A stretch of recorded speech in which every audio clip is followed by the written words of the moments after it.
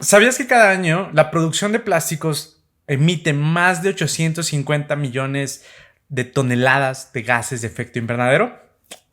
Así es. Bienvenidos, bienvenidas. Hola a todos. En este episodio vamos a platicar un poquito si es que los bioplásticos realmente pueden ser más sustentables ante esta problemática de las emisiones de efecto invernadero. En otros episodios, en otros videos que anteriormente ya subí a esta plataforma, te he platicado sobre la degradación de los plásticos y cómo los bioplásticos pueden sustituir eso. Pero hablando de la problemática de efecto invernadero, ¿realmente son más sustentables los bioplásticos? ¿Por qué? Y según qué. Bueno, te prometo que al final de este video te quedará más claro cuáles son las ventajas de los bioplásticos sobre los plásticos en otros aspectos de la sustentabilidad. ¿Vale? Así que si a ti te gusta el tema de sustentabilidad, te preocupa el medio ambiente, quieres dejar de usar plásticos y buscas alternativas más sustentables, pero que tengan un sólido sustento científico, bueno, estás en el lugar correcto. Me presento, yo soy Víctor Antonio Bioplásticos y he desarrollado varias formulaciones de estos materiales, utilizando residuos orgánicos de la industria agrícola y de alimenticia para crear estos nuevos productos, bolsas, envases, cubiertos y otros productos compostables. Estoy convencido que los bioplásticos son punta de lanza para una vida más sostenible y por esto te traigo este video. Comencemos platicando un poco de la magnitud de la crisis. Y es que la producción de plástico es algo realmente importante. Cada año se fabrican más de 400 millones de toneladas de plástico y esta producción, esta fabricación contribuye directamente a las emisiones de gases de efecto invernadero. Y es que esta cantidad tan grande de plástico que se produce, fabrica, sigue aumentando cada año y lo ha hecho durante las últimas décadas de manera constante. Uno de las causas principales del efecto del cambio climático obviamente son todos los gases de efecto invernadero, ¿no? Los famosos GI o diferentes siglas que se han atribuido a esto. Y la producción de plástico es uno de los que contribuyen bastantemente. Contribuyen alrededor de un 6 a un 8% según diferentes fuentes, ¿no? De esto. Pero es importante, o sea, toda la fabricación de plástico podría producir entre una décima parte de todo el CO2 que se emite al medio ambiente, igual que otros gases contaminantes. ¿Y por qué es importante? Pues bueno, la liberación de CO2, la liberación de estos gases de efecto invernadero, lo que van a causar es un calentamiento al globo, que es lo que hemos pasado, ¿no? Al planeta. Este calentamiento global obviamente genera impactos y afecciones en todo el medio ambiente, ¿no? Ahora tenemos tormentas, ciclones, terremotos, cosas por el estilo que pueden estar asociadas directamente a este calentamiento global. Y pues bueno, una de las consecuencias, una de las causas de este incremento de circunstancias negativas para el medio ambiente radica evidentemente en los gases de efecto invernadero. Por eso es importante evaluar cada producción o cada industria su impacto directamente. Entonces, en este caso, estamos evaluando, estamos viendo que la industria de plástico, que los 400 millones de toneladas de plástico que se produzcan al año, tienen un impacto directo al 6, 8, 9% de este porcentaje que se emite anualmente al medio ambiente. Ok, pero nos podemos preguntar, ¿por qué es que los plásticos tienen esta afección y este daño al medio ambiente? ¿De dónde vienen las causas?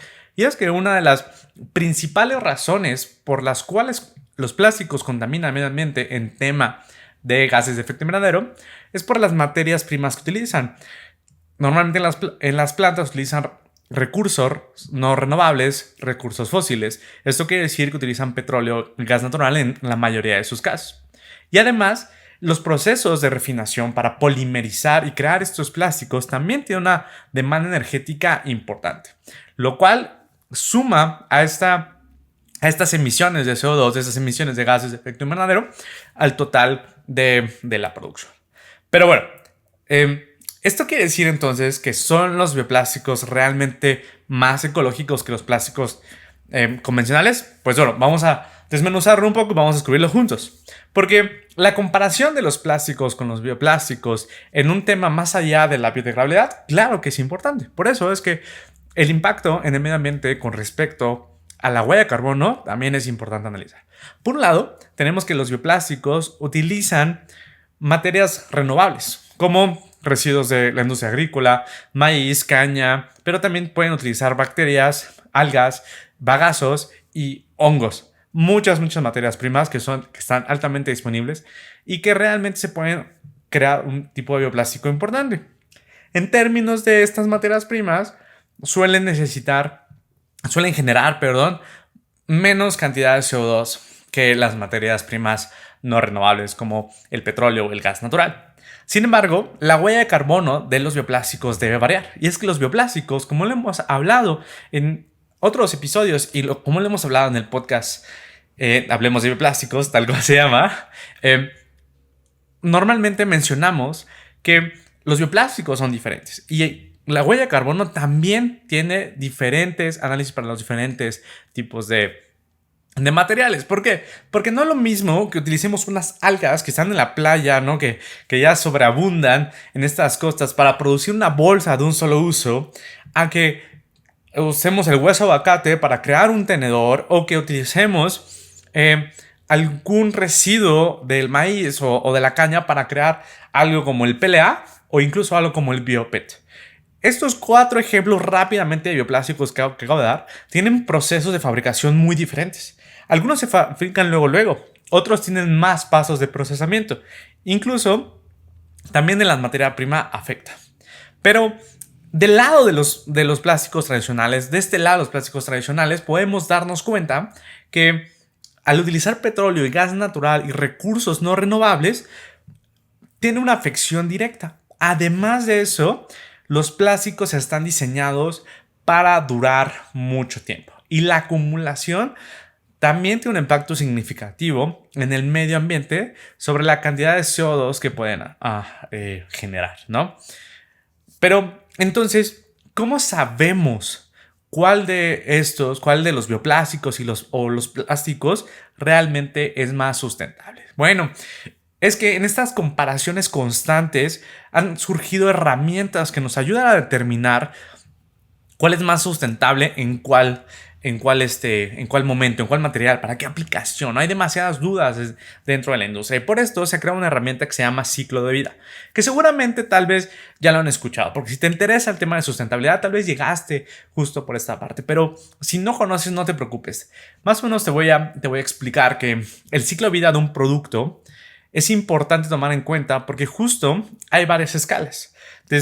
Analizas desde su uso, no exactamente cuánto tiempo lo usas, pero también puedes analizar cuánto tiempo tardas en fabricar y también puedes analizar cuánto tiempo se tardas en desechar y qué tipo de desecho utiliza. Pero no solo eso, también se analiza el tipo de materia prima, la energía necesaria y el transporte que se utiliza para que este producto llegue a tus manos, digámoslo de una forma. Por eso, el ciclo de vida de un producto, ya sea de un plástico o de un bioplástico, nos puede permitir entender cuál es su impacto en tema de huella de carbono, en tema de gases de efecto invernadero, ante los diferentes ejemplos, ¿no? Las diferentes clases. La clave es entender que la huella de carbono de los bioplásticos realmente radica en todo el ciclo de vida del producto. Desde las materias primas que utilizamos hasta el tiempo de degradación, el tiempo de descomposición.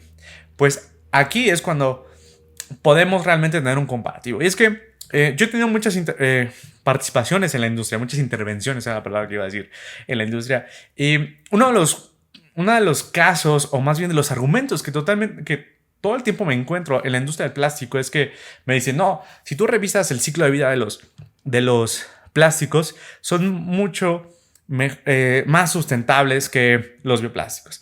Y es que siempre caigo en el tema de evitar, obviamente, entrar en conflicto. Pero mi pregunta es, ¿según quién? ¿No? ¿Es algo que te aprendiste? ¿O es algo que utilizas como una carta como para evitar discusión o más bien generar polémica? Pero como les comento, la sustentabilidad de un bioplástico recae en todo su huella de carbono, ¿no? En todo su ciclo de vida. Porque no es lo mismo utilizar alguna fuente disponible que es renovable, es decir, que es algo que la naturaleza existe y que constantemente está generando, ¿no? Para producir un tipo de bioplástico, que extraer petróleo, refinarlo, producir un plástico y que este vaya a durar todavía décadas. Entonces, es muy, muy importante los comparativos. Pero bueno, lo mismo. O sea, el ciclo de vida es una herramienta, pero los bioplásticos y los plásticos son muy diferentes y existen diferentes. No es lo mismo hacer un bioplástico de almidón como los que hace Biointellectus para generar un envase que vas a tener, lo vas a usar como 6 meses y nuestro bioplástico específicamente se degrada en 5 semanas, 8 semanas máximo, ¿no? Depende también la gestión, obviamente.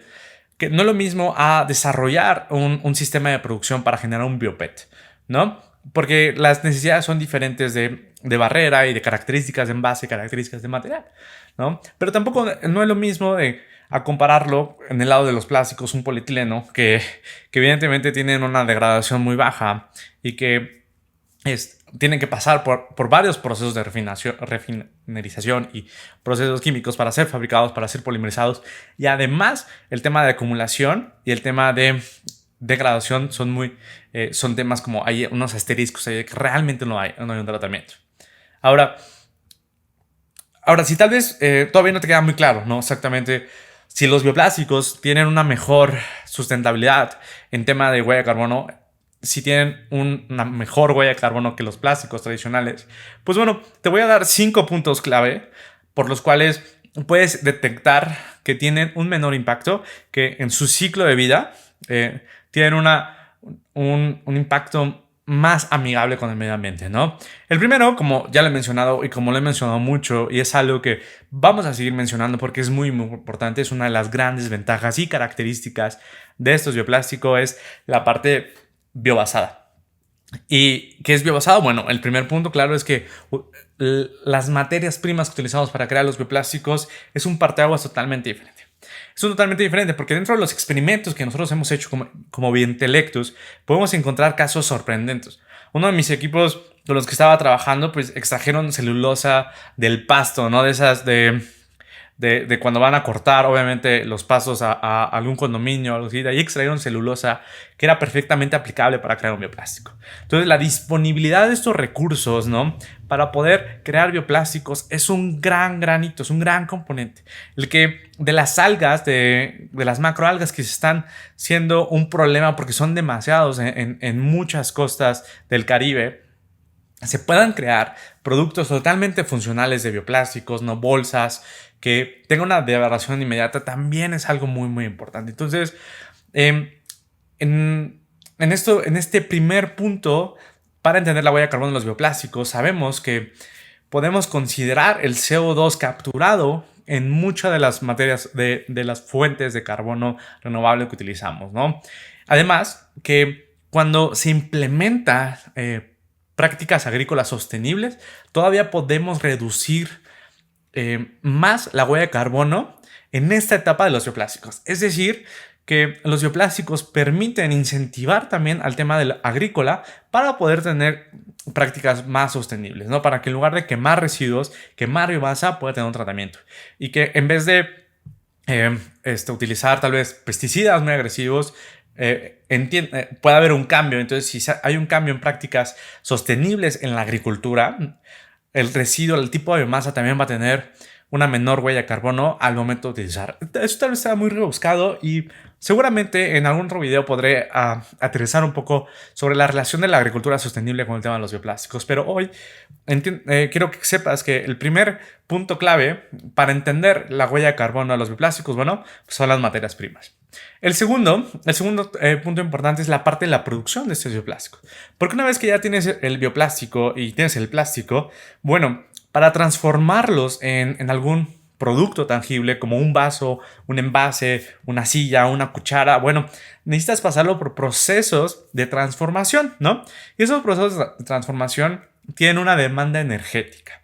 Y la demanda energética, obviamente, entre más energía utilices, mayor huella de carbono vas a generar. Pero, ¿cómo diferenciamos aquí si los bioplásticos tienen menor huella de carbono en este punto de la producción que los plásticos? Bueno, una de las cosas que te puedo platicar es el tema de la temperatura. Esto es algo súper, súper curioso si no eres parte de esta industria, si no conoces esta industria. Es que justo todos los plásticos y todos los plásticos tienen una temperatura a la cual se procesa, se funde y le damos una forma. La forma de un envase, la forma de una cuchara, etcétera, etcétera. Y esta temperatura, entre más calor necesites, más energía requieres y más huella de carbono vas a generar. Y un comparativo que te puedo dar es que hay bioplásticos, más bien los bioplásticos se pueden procesar entre 100 y 200 grados centígrados, por ahí está como la necesidad de calor que necesitan, mientras que los plásticos podrían estar entre 200 a 400 grados centígrados. Esto, aunque pareciera no ser tan importante, en términos de eficiencia energética sí es muy relevante. Si tú por un lado tienes un bioplástico que se funde, por ejemplo el de Biontelecto se funde a 180 y su comparativo o el que reemplazamos en tema de plástico son 225, tú dices, bueno, no es mucho. Pero cuando esa energía que te ahorras al producir 100 toneladas, 200 toneladas, 1000 toneladas, 10,000 toneladas, que es lo que se produce en plástico bastante, pues ya hablamos que 400 millones de toneladas de plástico se producen al año. Bueno, entonces la reducción de huella de carbono es importante.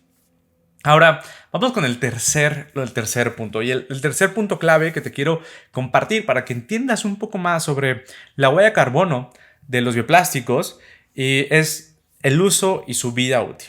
Y la durabilidad es un factor súper, súper importante. Y claro que por un lado en la industria, y es que yo entiendo las necesidades como ingenieril de empaques, todo de procesamiento, requerimos materiales que tengan mucha durabilidad para que puedan desempeñar sus funciones adecuadamente.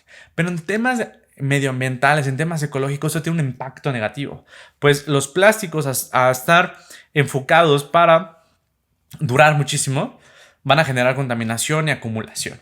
En cambio, los bioplásticos se pueden descomponer y degradar rápidamente y esto puede ayudarnos a tener una mejor concepción de, ok, solo vamos a fabricar lo que necesitamos, ¿va?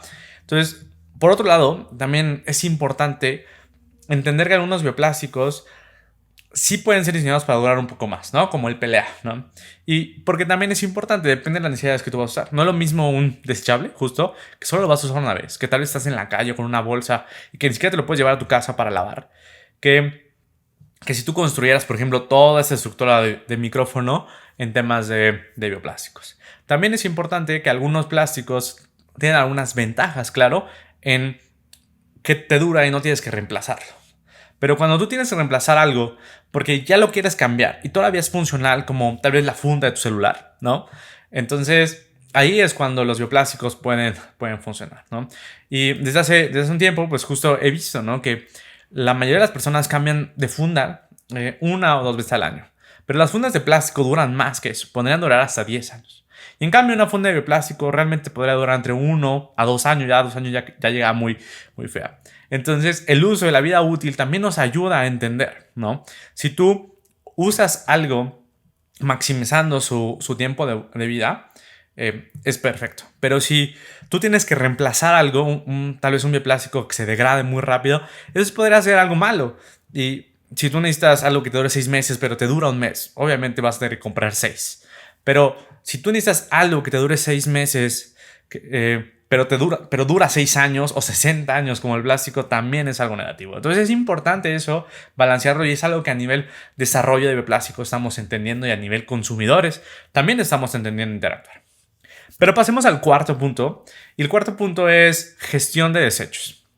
Esto también es importante porque la forma en que manejamos nuestros residuos tiene un impacto directamente en la huella de carbono, ¿no? Los bioplásticos, al estar diseñados para tener una disposición final que realmente sea funcional, porque decir que un plástico es reciclable no necesariamente va a cumplir su función, no va a tener un reciclaje adecuado, pero cuando tú diseñas un bioplástico a ser compostable, a ser biodegradable en agua, a ser biodegradable en un biodigestor y más, entonces estás realmente pensando en cómo se va a reintegrar al medio ambiente este material y no simplemente como pues ya, pues que lo deseche, cada quien va a tener su culpa, ¿no? Entonces, estás evitando la acumulación y la forma de gestionar adecuadamente los bioplásticos va a reducir la huella de carbono. Y entre mejor gestionemos nuestros residuos, menor huella de carbono va a tener impacto. Sin embargo, los plásticos, aunque hagamos esfuerzos en tema de reciclaje, aún así hay limitantes. Llevamos décadas y décadas invirtiendo en educación, en separación, en recolección y en infraestructura de reciclaje, y a la fecha aproximadamente el 10% del plástico se recicla. Y esta estadística ha sido la misma a los últimos años. Es decir, que el 90% de todo el plástico de las últimas décadas se acumula. Y el 90% de todo el plástico que hoy tú toques va a terminar en un vertedero o en el mar o se va a convertir en microplásticos. Sin embargo, entre más esfuerzos hagamos en tema de producir productos compostables y mejorar la gestión de estos productos, o sea, el desarrollo de compostas, centros de compostaje, etcétera, podemos realmente tener una menor huella de carbono en estos materiales, ¿no? Es decir, que si yo un producto de bioplástico lo diseño para que tenga una compostabilidad, realmente puedo llevar a ese bioplástico a ser compostable. Pero si yo diseño un plástico que sea reciclable, dependo de muchos factores para que realmente se llegue a reciclar. Y además, la reciclabilidad puede ser limitante. En cambio, un bioplástico que es 100% bioplástico, su compostabilidad es completa. Entonces, pasemos justo al quinto tema. Y el quinto tema viene del reciclaje. Y es que aparte de que los bioplásticos se pueden disponer de manera adecuada, se puede gestionar la disposición, hay bioplásticos que cada vez se diseñan para tener reciclabilidad. Y claro, hay bioplásticos como el biopet, el biopropileno y otros materiales que simulan a los plásticos convencionales, que tienen menor huella de carbono en la fabricación, pero también tienen problemas de acumulación. Se está buscando el implementar reciclaje. Pero por otro lado también tenemos bioplásticos del PLA, como el bioplástico Total Carbon, estas dos empresas que se juntaron y desarrollaron ese bioplástico de PLA, que puede ser compostable y que tiene unos grandes hitos en compostabilidad, pero también puede ser reciclable. Entonces, el que nuestro material se pueda reciclar un par de veces antes de ser compostable también va a reducir la huella de carbono, ¿no? Y que se pueda reutilizar un par de veces antes de disponer final también va a reducir su huella de carbono. Porque aunque tú reuses un plástico 2, 3, 4 veces, aún así su disposición final es limitante. Entonces, vuelvo a lo mismo. Resumiendo estos 5 puntos, más bien, la huella de carbono de los bioplásticos está influenciada completamente por múltiples etapas. Estos 5 puntos nos dan una perspectiva sobre cómo evaluar los bioplásticos y también los plásticos, pero por qué en cada uno de estos puntos encontramos ventajas de los diferentes tipos de bioplástico.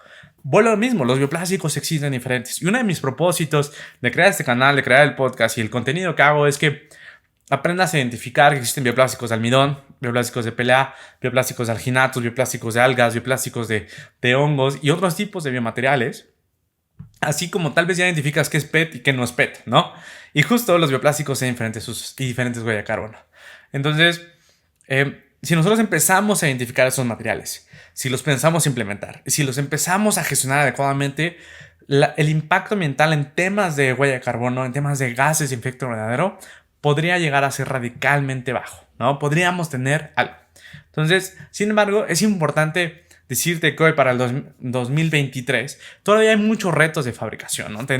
Es muy difícil desarrollar estos tipos de plásticos y hemos enfrentado a retos tecnológicos y de escalamientos bastante rudos, pero seguimos aprendiendo y creo que los avances han sido grandiosos.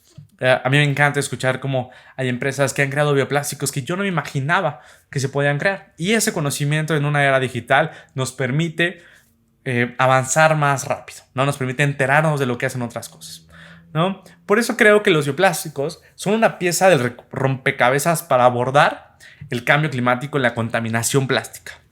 Pero como consumidores todavía tenemos mucho trabajo. Nuestras decisiones, nuestras acciones van a cambiar y van a marcar la diferencia. Eligiendo productos bioplásticos y apoyando la investigación de estos materiales, podríamos realmente tener un impacto en bajar nuestra huella de carbono. El el consumir contenido como el que estoy hablando y también compartirlo, darle like y suscribirte ayudan realmente a una difusión para que los bioplásticos puedan empezar a ser implementados en otras industrias. Así que todo esto puede realmente llegar a tener un impacto importante en cada uno de nuestros días, ¿no?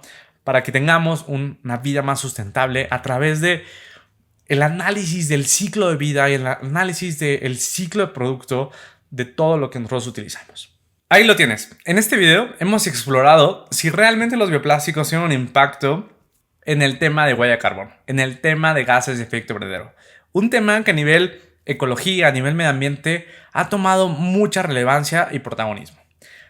Te doy las gracias por haber visto este video, quedarte hasta ahorita. Espero que te hayas quedado con una visión más clara sobre esta relación de huella de carbono entre los plásticos y los bioplásticos. Espero que igual lo hayas disfrutado y que ahora tengas mayor conocimiento sobre todo el mundo de los bioplásticos. Déjame en los comentarios si tienes otra duda al respecto sobre el tema de bioplástico. Entonces no importa si vienes del futuro o estás viendo este video recién que lo acabo de subir, toda esta información nos ayuda a generar mayor contenido para dudas futuras también. Si te gustó este video, pues bueno, te comento que la próxima semana o el próximo video que suba estará titulado como ¿dónde puedo encontrar estos bioplásticos? ¿No? Y cómo identificarlos. Pues he hecho una serie de videos anteriores a esto hablando justo sobre qué es un bioplástico y todos los beneficios. Creo que es momento de que empieces también a identificarlos, por lo cual el próximo video será sobre todo eso. También no olvides darle me gusta a este video, suscribirte al canal y así estés pendiente de todo el nuevo contenido que estaremos generando alrededor de Víctor Antonio Bioplásticos y hablemos de bioplásticos. ¿Va? Recuerda que puedes saber justo más del día a día de la fabricación de bioplásticos, sobre qué hacemos en el laboratorio, qué hacemos en planta, toda nuestra experiencia desarrollando esos bioplásticos en las redes sociales, en mis redes sociales personales.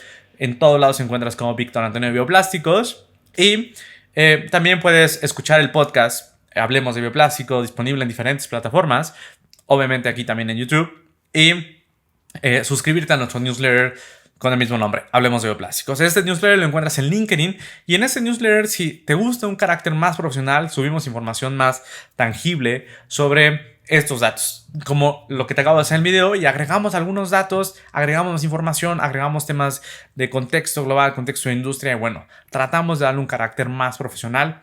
En fin, también puedes revisar todas las redes sociales de Biointellectus, que es la startup que yo fundé y dirijo, donde desarrollamos diferentes tipos de envases buscando crear la nueva generación de bioplásticos y bioproductos que cambien nuestro día a día. Te dejo todos los links en la descripción de este video y bueno, recuerda compartir este video y así juntos sigamos caminando en verde.